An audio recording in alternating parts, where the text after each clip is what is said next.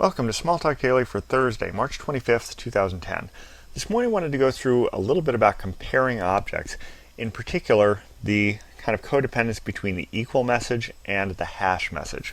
To give you an idea what I'm talking about, I've got a class called Apache log entry and I've got a scanner. I use this to scan the logs for my blog server.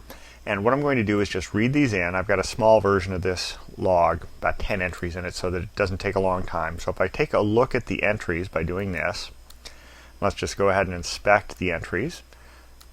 You'll see that there are 10 elements in here. So I have these 10 objects, and if I click through, you'll see there I have all this detail. So here's a blog scan Apache log entry object.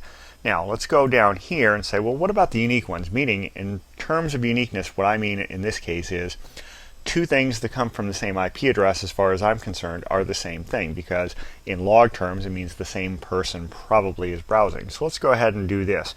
I'll send as set. A set, keep in mind in Smalltalk library terms, differentiates objects by tossing everything that is the same. So you end up with one example of each thing that is identical.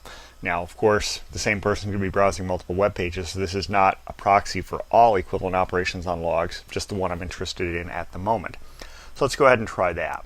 So I'll highlight this code, and we'll inspect that.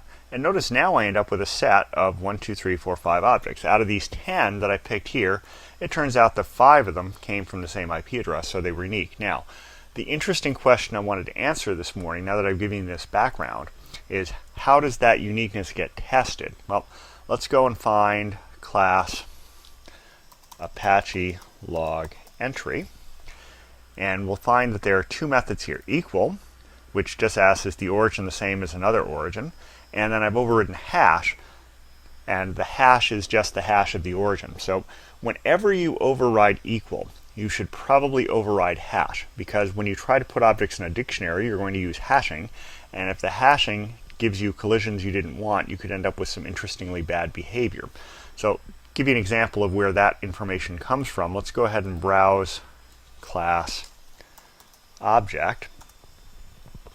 So we'll pick that, and we'll go down here, and we'll find method equal.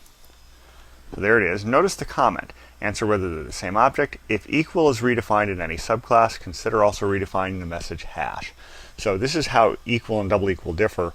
Double equal is actual object identity, which for object is the same thing.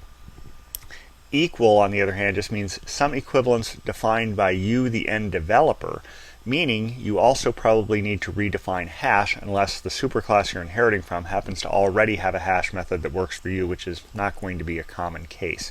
So whenever you override equal in a subclass, you should probably, as a matter of course, override hash and make sure hash is hashing something related to or the same thing as you're comparing in your equal. So in my case, I'm comparing the origins, so my hash method just says, well, let me give you the hash of the origin. So I'm taking that individual instance variable and saying the hash for this object is the same as the hash for that instance variable. So that's what I wanted to cover today. Until next time, have fun with Smalltalk.